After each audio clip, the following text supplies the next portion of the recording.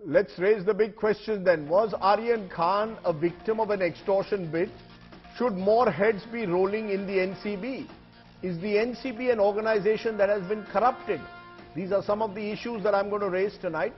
Joining me now is Kumar, former NCB chief, and Sanjay Hegde, senior lawyer, joins me. To you, Mr. Kumar, first. Is there a sense that what we've seen in the Aryan Khan case could be the tip of the iceberg? There are officers like Sameer Wankhede, who's been accused, of course, at this stage in this story, who are on the take, who are using their clout to extort money. The CBI claims that they have detailed information of 25 crore extortion bid with Shah Rukh Khan's family in the Aryan Khan case. Thank you for inviting me for this program. Mr. Radip, right in October 2021 itself, when the Cordelia case was being investigated, when 4 or 5 persons were taken out of the ship, we have pointed out at that time to your channel as well as other channels that the entire investigation was a sham and the proper investigation was not done on the ship.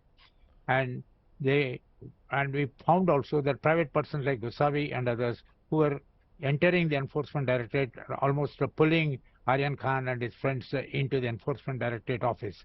This is never done. No private person is allowed by an investigating agency like the NCB or the DRI or the CBI to No, but is this a one-off, sir? With due regard, is this a one-off? Could there be more Gosavis out there being planted by NCB officers who in cities like Mumbai are using this to target the rich and famous?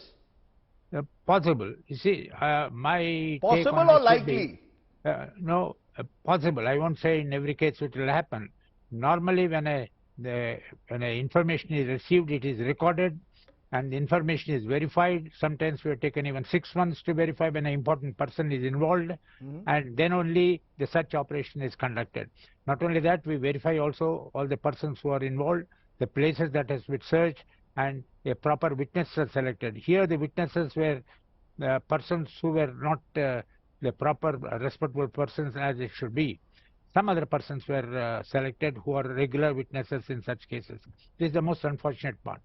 And here it has revealed from the internal investigation done by the NCB itself, by their vigilance wing, the report itself has formed the basis on the basis of which the approval has been granted by the Finance Ministry, because Sameer Wankhede is a 2008 IRS officer, which needs the approval of the central government under Section 17A of the Prevention of Corruption Act 2018. And unless there is sufficient material in the FIR itself, the government would not have given sanction or approval at the first stage. You know, as Sanjay Hegde, the manner in which the Aryan Khan case played out, where lower court officials refused, judges refused to grant him bail, he eventually got it from the High Court, spent a couple of weeks in jail. Now, as the skeletons come out of the cupboard, it obviously seems that this was also part of a larger extortion bid. Do you believe that, as the question I asked Mr. Kumar, could this be the tip of the iceberg? Are officials of the NCB using the draconian laws of the NCP to target influential people? Well, if you give people, officers a big stick, they will use it. Now the NDPS Act and certain other acts like the PMLA all have this one section which says that you know, to grant bail you need to meet a very high standard, that the judge has to be satisfied that the person is innocent and that he is unlikely to commit an offense again. And the Supreme Court has made it worse in some of the cases by saying that, you know, at a bail hearing, you will not get into the details of the case. You have to wait for the trial to play out. So this gives NCB officials a very big stick, because if somebody is arrested, it becomes almost impossible to get bail. So much rather than that, there is an incentive on the part of the proposed accused or his family to try and hush up the matter. So you're saying the harshness of the law puts even greater pressure on any family that gets caught up in an NCB case. Am I correct? Absolutely. And in this very case, the same Mr. Gosavi, I believe, has been witness in more than one case launched by the NCB during Mr. Wankhede's time. Now, here in Aryan Khan's case, there is something registered.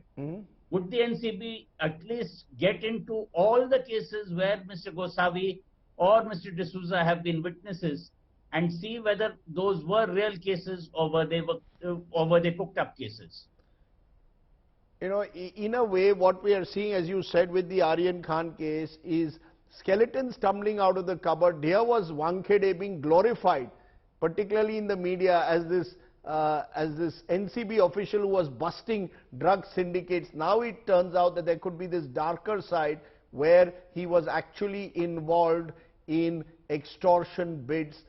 Shah Rukh Khan's son's case may not necessarily therefore be an exception. I have to end rather abruptly because we are going to get that DK Shiv Kumar interview played out in a moment, but I appreciate both Sanjay Hegde and Mr. Kumar for joining me.